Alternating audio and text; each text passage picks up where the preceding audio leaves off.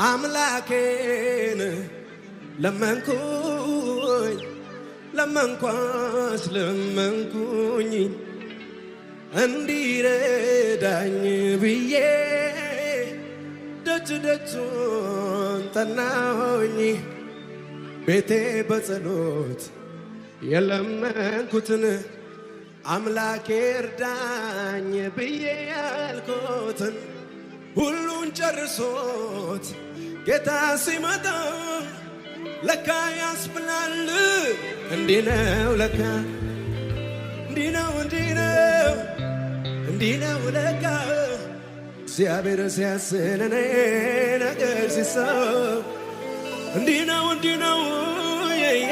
ነው ለካ እግዚአብሔር ሲያስብ